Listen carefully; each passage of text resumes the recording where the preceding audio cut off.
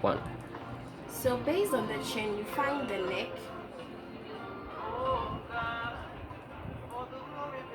and then you input the shoulders.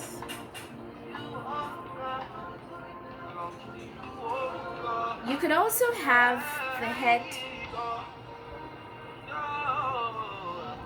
being normal, in its normal position. So this way,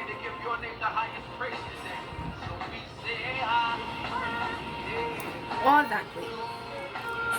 Now to the male model. I usually start with the bottom because the bottom helps me to be able to identify how the upper part should be. Because when the male model walks, he staggers. He doesn't necessarily sway. So there's no movement in the hip or the waist region. There's not much movement there.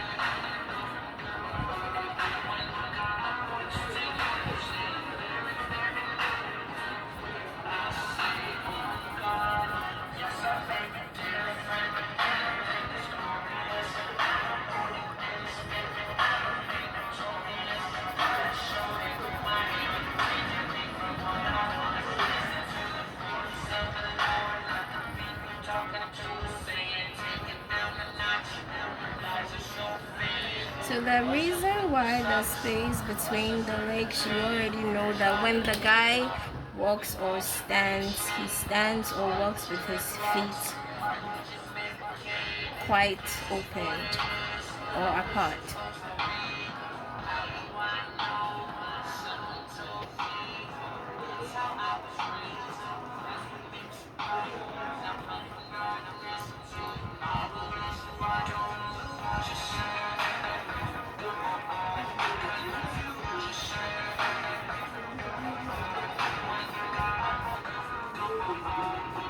Now, initially you were supposed to have your original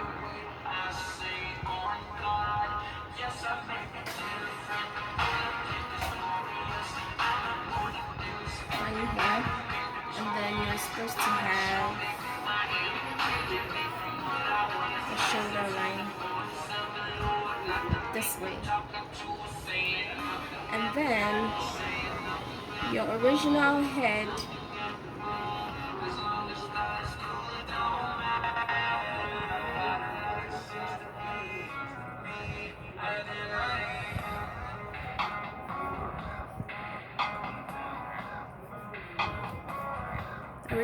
is supposed to be here.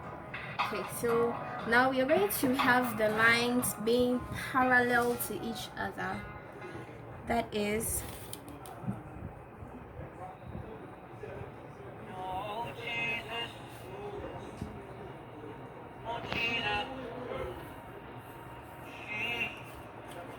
this way.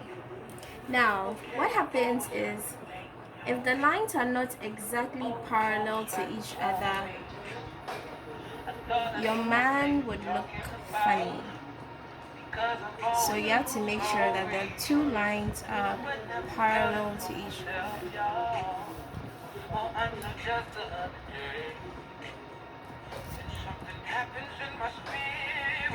So you would notice that I keep erasing and redrawing the lines because the lines aren't parallel enough. Okay, now we can kind of tell that they are parallel. Okay, so now we need to create a new head, and it's the new head that would give us where the shoulder and the neck and the rest of the chest has to go. So we do that by picking a point just above 3. That is now our new line of symmetry, a new 0. Okay. So I will draw my new head now.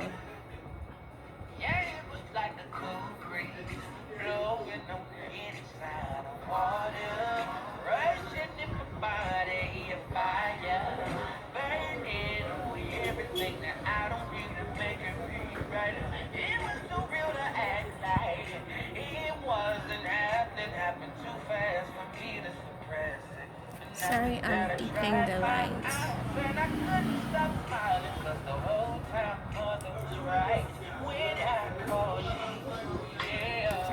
So the guy tilts his head as well, or most of the time, when he's on the runway. So we find the center